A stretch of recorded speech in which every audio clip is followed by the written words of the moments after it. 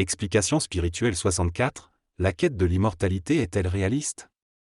Et s'il n'y avait rien à valider dans les anciennes sagesses et les anciennes mystiques? Vous êtes des esprits immortels, et peut-être que vos complexions astrales, éthériques et physiques n'ont pas la possibilité de devenir immortelles? Qu'est-ce qu'une complexion relative, astrale, éthérique, physique?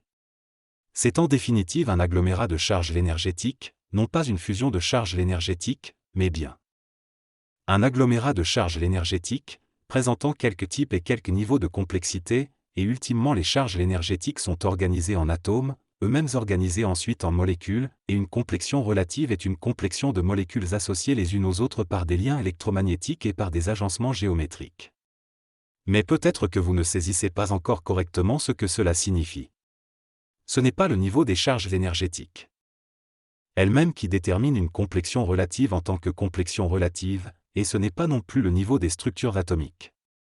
Ce qui détermine une complexion relative en tant que complexion relative, c'est le niveau des structures moléculaires. Cela veut dire qu'une complexion relative n'est pas directement un agglomérat de charges énergétiques, et cela veut encore dire qu'une complexion relative n'est pas, non plus, directement un agglomérat de structures atomiques. L'unité pertinente la plus petite d'une complexion relative, c'est la structure moléculaire appelée cellule, c'est-à-dire qu'une complexion relative, en tant que complexion relative, se définit de manière pertinente comme un agglomérat de cellules, chaque cellule étant une macrostructure moléculaire. Une complexion physique est un agglomérat de cellules, une complexion éthérique est également un agglomérat de cellules, et les lois matérielles et les lois biologiques qui gouvernent les complexions physiques sont à peu de choses près les mêmes que celles qui gouvernent les complexions éthériques, nonobstant le type et le niveau de complexité au sein des structures cellulaires considérées. Une complexion astrale est également un agglomérat de cellules, quoique les lois matérielles et les lois biologiques qui gouvernent les complexions astrales sont des lois qui présentent davantage de degrés de liberté. Le plan astral est composé de matière-énergie astrale, là où le plan physique éthérique est composé de matière-énergie physique éthérique. D'une manière générale, on peut dire qu'une complexion relative est gouvernée par des lois relatives, qui sont des lois matérielles et des lois biologiques, adaptées au type de matière-énergie considérée. Qu'est-ce que cela veut dire? Si vous prenez une charge énergétique en elle-même, par exemple un électron en tant qu'électron, ou un photon en tant que photon, la structure interne de la charge énergétique est gouvernée par des lois énergétiques dites fondamentales. Ces lois garantissent par exemple la stabilité structurelle et la résistance identitaire de la charge énergétique en tant que charge énergétique. Si vous prenez, non plus une charge énergétique en elle-même, mais, disons, un flux de charge énergétique, par exemple un flux d'électrons, ou un rayon de photons, le flux de charge énergétique ne sera pas gouverné par les lois fondamentales, il sera gouverné par des lois fonctionnelles adaptées à l'échelle et à la nature du flux. Là où les lois fondamentales garantissent la cohésion interne et la permanence identitaire d'une charge énergétique, les lois fonctionnelles autorisent toute une variété de transformations du flux de charge énergétique, le flux pouvant perdre aisément son identité de flux à la faveur de l'une quelconque de ces transformations. On dit qu'une charge énergétique est un objet au premier degré, tandis qu'un flux de charge énergétique est davantage un phénomène. Qu'un objet, c'est un objet au second degré, déjà une sorte rudimentaire de complexion relative, un phénomène, stable comme phénomène, mais au sein duquel des charges énergétiques sont remplacées par d'autres charges énergétiques selon quelques cycles temporels, ou un phénomène au sein duquel les charges énergétiques sont constamment en train d'exécuter quelque sorte de chorégraphie complexe, à quelque degré et à quelque échelle. Plus la chorégraphie énergétique interne d'une complexion relative est complexe, plus l'équilibre identitaire de la complexion relative est instable.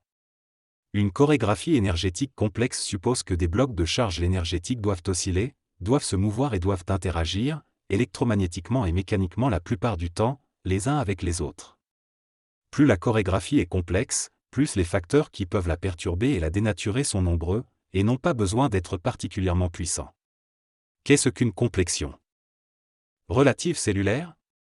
C'est une chorégraphie hautement complexe et à l'équilibre hautement instable, et l'équilibre d'une complexion relative est si instable, qu'il faut régulièrement apporter de nouvelles briques moléculaires dans la complexion relative cellulaire, afin qu'elle puisse prolonger quelque peu son identité et sa cohésion en tant que complexion relative cellulaire.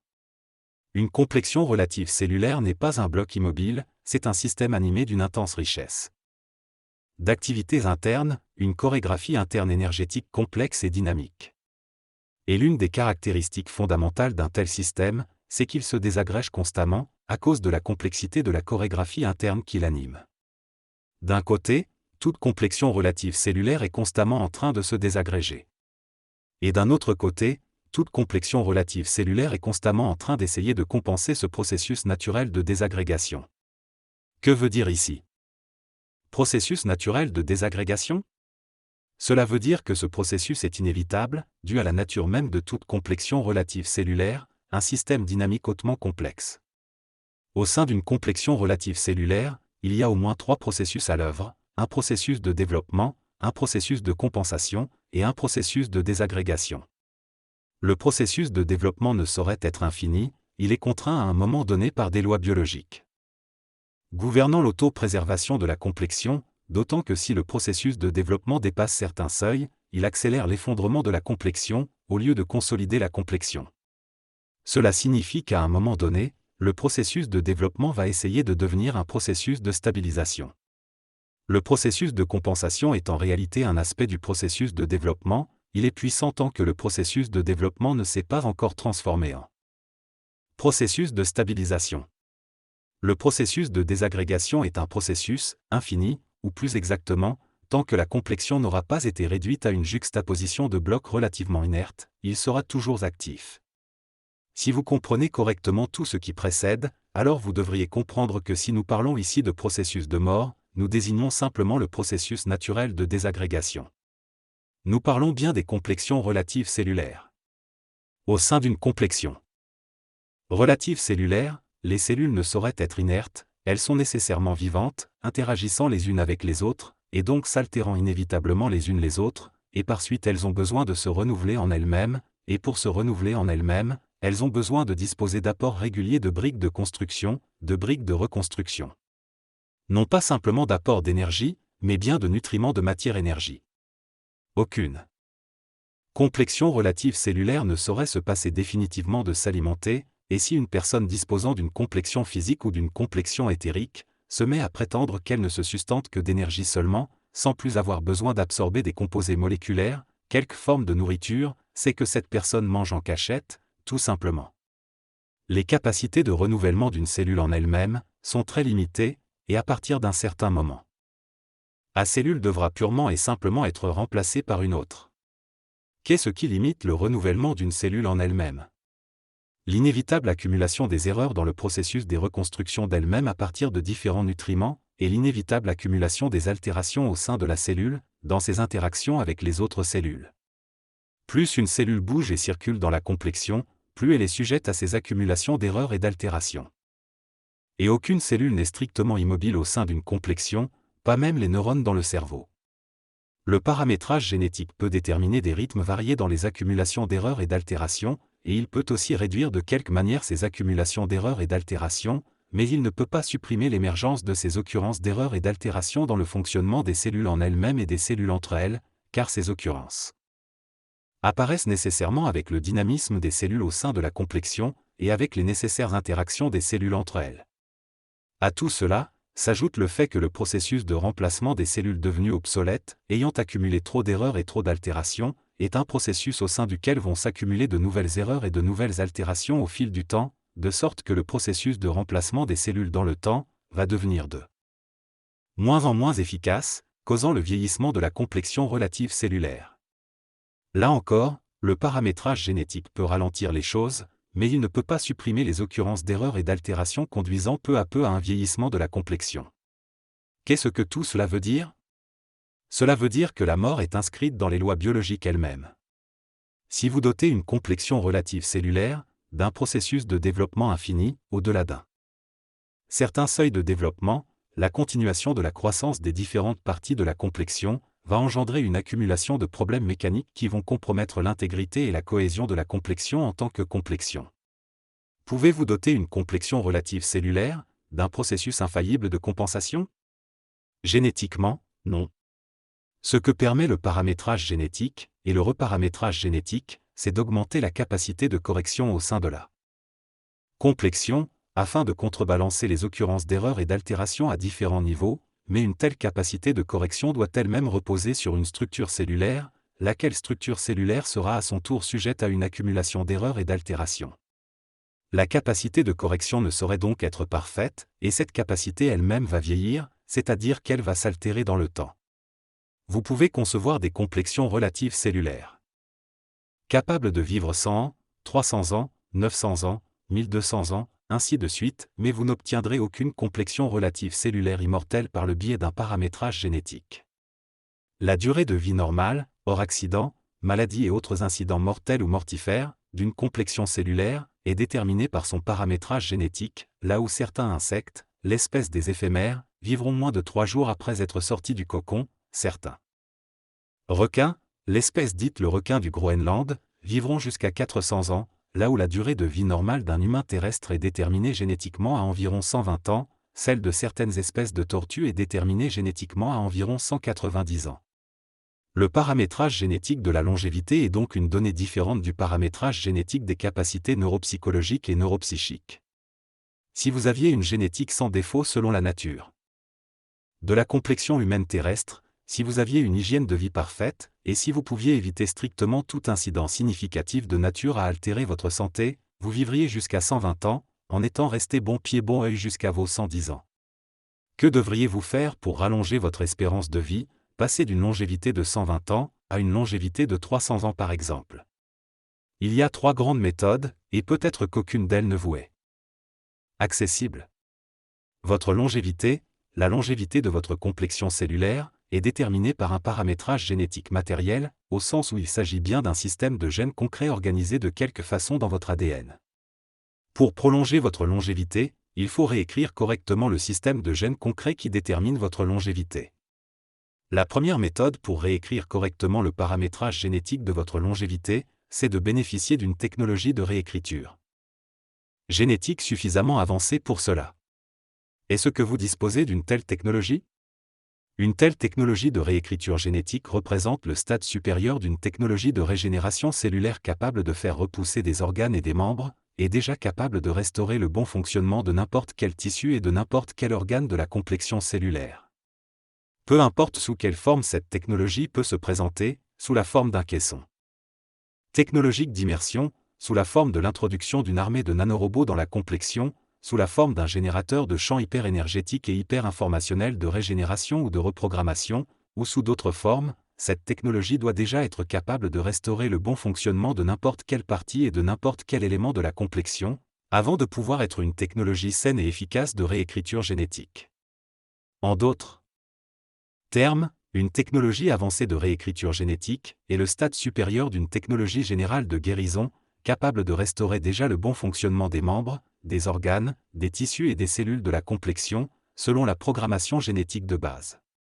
Qui peut le plus, peut le moins, et le moins ici, c'est déjà la capacité technologique de garantir à la complexion une santé parfaite ou quasiment parfaite, avant de prétendre pouvoir réécrire technologiquement comme on veut, son substrat génétique. La technologie de guérison de la civilisation terrestre est encore à un stade bien rudimentaire, comme le démontre le fait de ces innombrables maladies qui résistent à bien des traitements, et jusqu'à preuve du contraire, cette technologie de guérison est maîtrisée, au stade où elle en est, essentiellement dans les hôpitaux et dans les laboratoires les plus avancés de la planète. Quelle est la seconde méthode pour réécrire efficacement la génétique de la longévité de la complexion? Très clairement, il s'agit de la force psychique. Il ne s'agit pas de la force psychologique, il ne s'agit pas de la force de la pensée, il ne s'agit pas de la force des émotions et des sentiments, il ne s'agit pas de la force de l'amour ou de la force de la joie. Non, il ne s'agit d'aucune des modulations des dynamiques énergétiques du système psychologique, avec ses ressentis et ses pensées, avec ses émotions et ses sentiments, avec ses états de conscience et ses états de transe. Et si vous ne comprenez pas ce qu'est la force psychique, essayez de réfléchir à ceci. Il s'agit de la force énergétique intrinsèque de l'esprit immortel, en tant que cette force est nécessairement imprégnée des aspects de conscience, d'intelligence et de volonté de l'esprit immortel. Au fur et à mesure que vous développez votre force psychique, vous allez d'abord atteindre la maîtrise psychologique, la capacité d'exercer une ascendance psychique directe sur votre système psychologique, et ce n'est pas encore là que vous pouvez prétendre raisonnablement pouvoir réécrire la génétique de votre longévité, d'autant que vous ne pouvez même pas encore, à ce stade, guérir psychiquement un simple rhume ou une simple grippe. Vous allez ensuite atteindre la maîtrise de base de votre subconscient, la capacité de mettre significativement votre subconscient au travail, selon les limites de ses capacités, en lui donnant intérieurement des commandements de travail à travers des affirmations psychiques. Vous pouvez travailler par exemple sur l'affirmation suivante: je demande à mon subconscient de me faire perdre du poids durant mon sommeil, ou alors je demande à mon subconscient de m'amener de nouveaux clients pour mon cabinet, et si vous y travaillez intensément pendant quelques jours, et si vous avez une force psychique d'un certain degré déjà, nul doute que vous aurez de bons résultats, mais ce serait inutile de demander à votre subconscient de vous donner une longévité de 200 ans, c'est au-delà de ses capacités. Vous allez ensuite atteindre la maîtrise de votre champ télépathique, l'ensemble des strates psychiques qui opèrent dans des capacités comme la connexion psychique, la lecture psychique, l'influence psychique, la projection psychique, la communication psychique, l'imposition psychique. À ce stade, votre maîtrise psychologique est solide et stable, votre maîtrise de base sur votre subconscient est également solide et stable. Et notamment grâce à votre maîtrise sur votre subconscient, vous avez d'intéressantes capacités d'auto-guérison, sans pour autant que vous puissiez prétendre pouvoir vous guérir de tout. À ce stade-là encore, le rayonnement de votre force psychique aura induit une activation à quelques degrés significatifs de vos capacités magnétiques par imposition des mains, ou par fixation de la main, et par imposition des mains, ou fixation de la main, et donc par induction magnétique, vous pouvez administrer de puissants soins énergétiques, de puissantes stimulations énergétiques, et même induire, et maîtriser l'induction, de nombre d'expériences psycho-énergétiques et d'expériences psychomagnétiques sur une grande variété de sujets, de personnes. Et cependant, vous n'en serez pas encore au stade où vous pourrez réécrire génétiquement votre longévité. Normalement, si vous regardez du côté du développement de votre force psychique, et non du côté de l'accès à quelques technologies avancées de réécriture génétique, peut-être ne devriez-vous pas poser votre ambition directement sous la forme de l'aspiration à réaliser l'immortalité de votre complexion cellulaire. Vous devriez poser votre aspiration dans l'acception générale de l'aspiration à développer sans cesse votre force psychique, et de la développer au maximum que vous pourrez dans votre actuelle incarnation, en acceptant le fait que les chances que vous échappiez à la mort de votre complexion cellulaire sont nulles. Au-delà du niveau de la maîtrise de votre champ télépathique, il va y avoir la maîtrise de votre champ psychokinésique, et c'est seulement quand, au stade les plus avancés de cette maîtrise, vous aurez maîtrisé le pouvoir psychique, et donc ici psychokinésique, de vous guérir vous-même de n'importe quelle pathologie, de restaurer n'importe quel membre, n'importe quel organe et n'importe quel tissu, que vous pourrez prétendre pouvoir réécrire génétiquement votre longévité, et encore, ce ne sera pas chose aisée. Résumons les choses ainsi: il y a la maîtrise psychologique, puis la maîtrise sur le subconscient, puis la maîtrise télépathique, puis la maîtrise psychokinésique, et c'est dans la maîtrise psychokinésique que le pouvoir d'auto-guérison atteint vraiment le niveau nécessaire pour que vous puissiez vous assurer d'une santé parfaite, et c'est dans le sillage d'un tel niveau de pouvoir d'auto-guérison que se trouve le pouvoir de réécrire génétiquement votre longévité de manière significative, par votre force psychique. En pratique, quand un être atteint les sommets de la maîtrise psychokinésique, il va disposer les choses de la manière suivante: il va restaurer la santé parfaite dans sa complexion cellulaire, et il va rendre sa complexion cellulaire capable de vivre sa pleine longévité en fonction de sa génétique de base, en restant bon pied bon œil jusqu'au terme de cela, et c'est 120 ans pour un humain terrestre. Et plutôt que d'essayer de réécrire génétiquement la longévité de sa complexion cellulaire, l'être parvenu à la pleine maîtrise psychokinésique va s'exercer à la maîtrise de la création du corps de manifestation. Qu'est-ce que le corps de manifestation? Quand vous développez votre force psychique, ce développement concerne bien évidemment le substrat de l'esprit immortel que vous êtes, mais ce développement concerne aussi le cerveau astral de votre complexion astrale, laquelle complexion astrale possède une longévité naturelle beaucoup plus grande que celle de n'importe quelle complexion éthérique et de n'importe quelle complexion physique. L'être parvenu à la pleine maîtrise psychokinésique est devenu capable de revêtir son corps astral d'une sorte de manteau de semi-matière, et la fréquence vibratoire de ce manteau de semi-matière peut être modulée en temps réel selon n'importe quelle dimension du plan éthérique physique. Il faut bien comprendre ce qui est dit ici. L'être de pleine maîtrise psychokinésique peut être à la base un être physique ou un être éthérique, cela est strictement sans importance. Quand il parvient à la pleine maîtrise psychokinésique, il peut attendre la mort naturelle de sa complexion cellulaire, physique ou éthérique, ou il peut la désintégrer volontairement, laquelle complexion cellulaire sera établie dans une santé parfaite, dès lors que l'être sera parvenu à la pleine maîtrise psychokinésique, et tout le temps qu'il voudra conserver encore cette complexion cellulaire. Mais entre la possibilité de réécrire génétiquement la longévité de la complexion cellulaire native, pour la nommer ainsi, et la possibilité de maîtriser la création du corps de manifestation, le choix le plus intéressant c'est bien celui de la maîtrise de la création du corps de manifestation. L'être de pleine maîtrise psychokinésique va désintégrer sa complexion cellulaire native, et il va créer un corps de manifestation stable, dont il va revêtir sa complexion astrale. L'élément important à retenir ici, du point de vue de la perspective de devenir immortel, c'est que l'être de pleine maîtrise psychokinésique peut créer successivement autant de corps de manifestation qu'il veut, créant aisément un nouveau corps de manifestation, après que le précédent ait épuisé sa charge de cohésion et soit entré en phase naturelle de désintégration, car un corps de manifestation ne laisse pas de cadavre. Il se dissipe dans l'atmosphère. L'être de pleine maîtrise psychokinésique vit donc normalement dans son corps de manifestation, et avec son corps de manifestation il peut se déplacer vibratoirement dans n'importe quelle dimension du plan physique éthérique. Il n'est plus ni un être physique ni un être éthérique, il est un être pleinement interdimensionnel, séjournant aussi longtemps qu'il veut, où il veut, et sur n'importe quelle planète physique ou éthérique qu'il veut. Les êtres qui parviennent à la pleine maîtrise psychokinésique sont l'extrême élite psychique de leur race, de toutes les races, et la distance de travail et de développement est grande, entre les premiers niveaux de la maîtrise psychokinésique, et les sommets de cette maîtrise.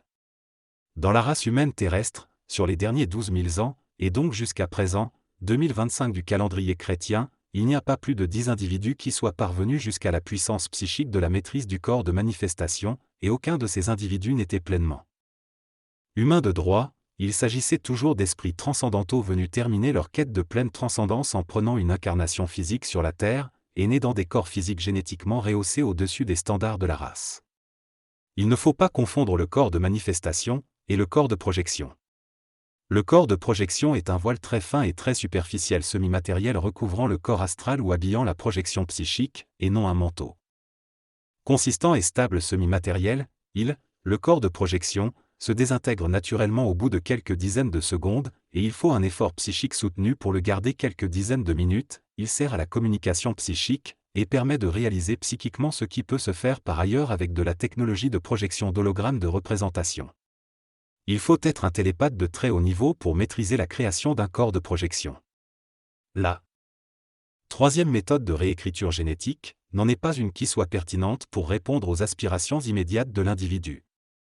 Quand, au sein d'une race donnée, se forme une élite consistante d'êtres de pleine maîtrise télépathique, cette même élite consistante dispose aussi d'une pleine maîtrise magnétique, notamment de la capacité d'émettre de la puissante lumière magnétique et du puissant rayonnement magnétique à travers les centres chiromagnétiques dans les mains, ou de quelques équivalents en fonction de la structure des complexions.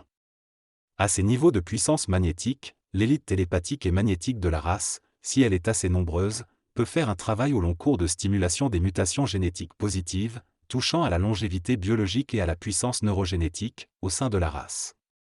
Cela permet à la race d'évoluer génétiquement au fil du temps, non pas grâce aux efforts de chaque individu, mais grâce au travail de stimulation télépathique magnétique que l'élite télépathique magnétique effectue sur la race. Cette évolution génétique est lente et nécessite d'innombrables successions de générations, et le tout dépend de la puissance de l'élite qui effectue le travail de stimulation. De même que c'est une élite donnée qui s'occupe de faire avancer le substrat technologique de la civilisation, c'est encore une élite donnée qui s'occupe de faire évoluer le substrat génétique, bioénergétique et neurogénétique, de la race. Sensei Cyril Ndangasu.